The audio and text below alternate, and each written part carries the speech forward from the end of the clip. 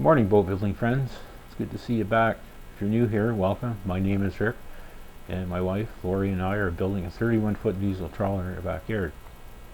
This week I don't have a normal video for you. I've been sick the last couple of days, and what I did manage to get filmed you've already seen me do over and over and over again. So we're going to do something a little different.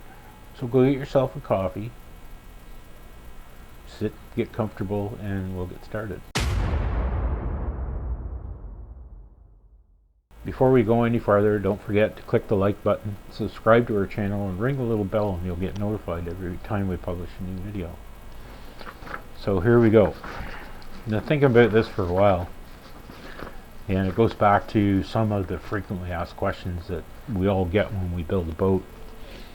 Why the hell do you want to build a boat when you can just buy one and go cruising?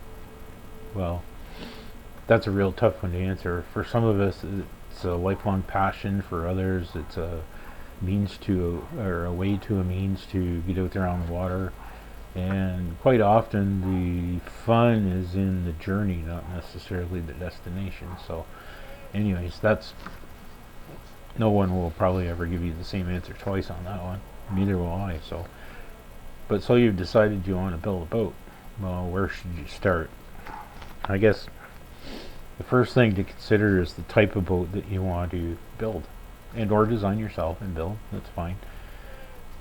Determine what you want it to be: a sailboat, a powerboat, a canoe, a kayak, a rowboat, a narrowboat, four-masted schooner. I don't care, but you have to base it on your budget, the space that you have available to build it in.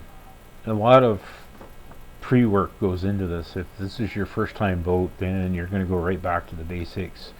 You're going to research resources online. You're going to look at technical forums, possibly buy books to find suitable boat designs.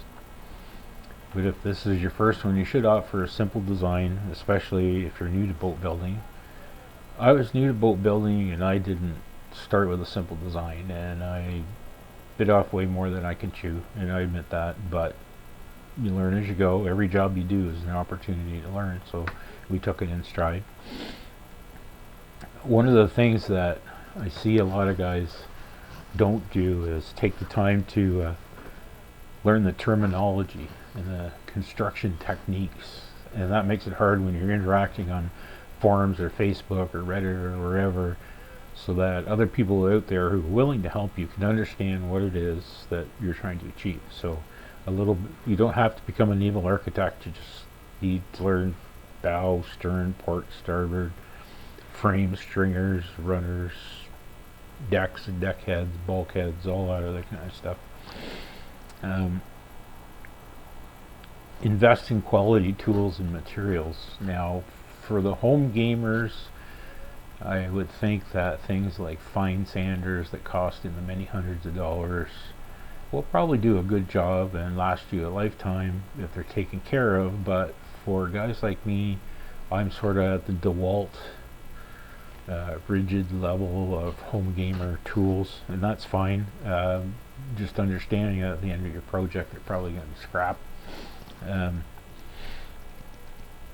Materials. Now, this depends a lot on your skill sets and your abilities and your life experiences, whether you're going to build in steel, aluminum, plywood, timber, ferroconcrete, whatever it is. You should have at least some basic understanding of those materials and how they're employed in boat building before you go ahead. There's a false value in buying cheap materials, and I've learned this lesson the hard way a few times, in that they will not perform, they're not compatible with your resin chemistry, things like that, and that can run you into days and days of remediating those things that you tried to do, tearing them apart, grinding them off, whatever. Some of the basic tools that you'll need will be a table saw, a jigsaw, a planer, sander, clamps, lots of clamps. And did I mention you're going to need a lot of clamps? And determine your chemistry that you want to use for your resin, whether it's polyester, vinyl ester, or epoxies, and they all have their benefits and drawbacks, but you have to make sure that they're compatible with the glass or carbon fiber or basalt fabric reinforcements that you plan to use. Creating a suitable workspace. Now this was a challenge for us. We're in an urban setting. We live in a row of connected townhouses, and our backyard really isn't very big, but there's videos that we created last winter where we show you the steps we went through to level off our backyard, put up our Stimson bow shed, and begin to work from there. If you've got a large enough garage and you're building a small enough boat, then you should be able to dedicate yourself some space to do it. I highly recommend that you do not build on dirt. Dirt floor is probably one of the worst things you can choose. The ground heaves and subsides with rain and with frost and all that other stuff, and up until about 3 years ago I had to re-level the boat every spring 3, 4, or 5 times before it would settle down, and now I think I've worn enough of a hole in the ground here where the boat doesn't move anymore. Well, it's got a lot more weight in it too, which helps. You have to ensure it's large enough that you've got space to work around your boat, you've got space for all your tools, you've got space for all the materials that will eventually find their way into the boat, and we've given up the entirety of our garden shed and more than half of our basement just to storing materials.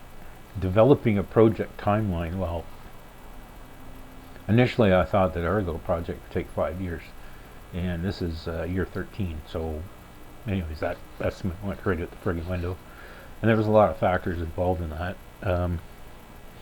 We live in Eastern Ontario, and we generally have a pretty severe winter here that lasts 5 to 6 months, so our building season is fairly short.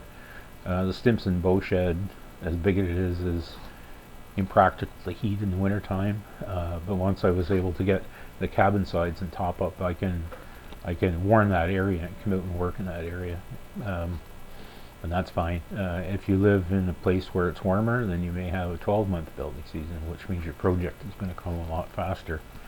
One of the things that we did, which made it a lot easier on our pocketbooks, was back in the early days, somewhere around 2008, there was a recession in North America, and a lot of small boat builders and small chandleries were liquidating their stocks online via eBay, and we were paying pennies on the dollar for hardware and wire and pumps and portholes and all that other kind of stuff. And we started knowing that we were going to build this boat, and we saved a tremendous amount of money doing it that way. Now the economics of today's world may be different, but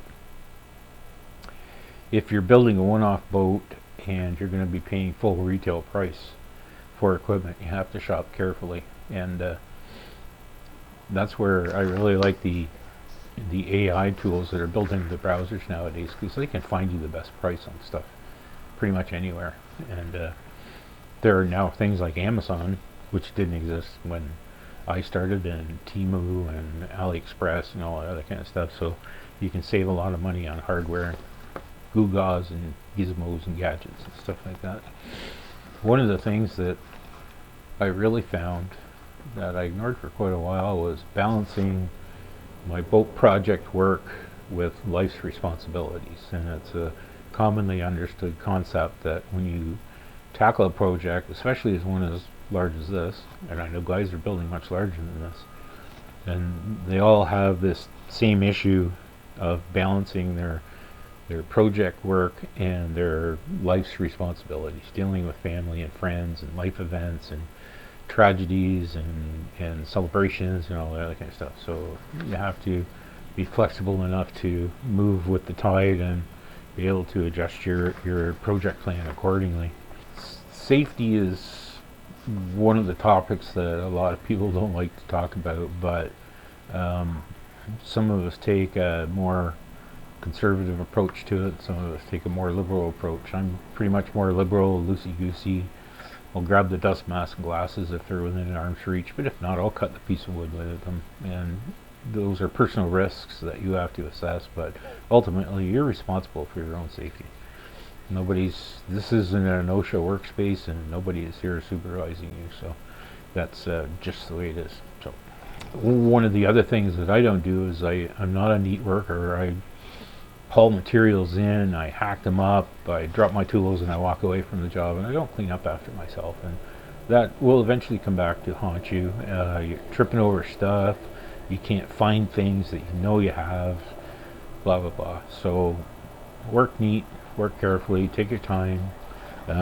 Patience and attention to detail are probably key, and my attention to detail isn't all that great, but there are some people out there who do really well on their first build because they take the time, they research it, they understand what they're doing, and then they execute the job, and it shows. So I mean, this has been a long journey. This has been a fairly long video. I was sick this week, so I couldn't produce a normal video, and I had to have something to fill in, so here we are. But if you have any questions, leave a comment. We answer them all. We appreciate your feedback, and we'd love to hear from you, where you're from, what boats you're building, what your interests are in building boats, etc. So this conversation, one-way conversation right now, is trying to encourage some dialogue between me, instead of just spewing out stuff. You guys submitting feedback, and then we'll respond to it, and maybe we can have some fun. And the last thing I think I have to say about building your own boat is you really have to have fun doing it. And again, sometimes it's not the destination, but the journey that's most important. So anyways, that's it. I'm done with that. So for this week, from Laurie and I, thank you to our 750 subscribers that we have now. We've got 44 in the last 28 days, which is incredible.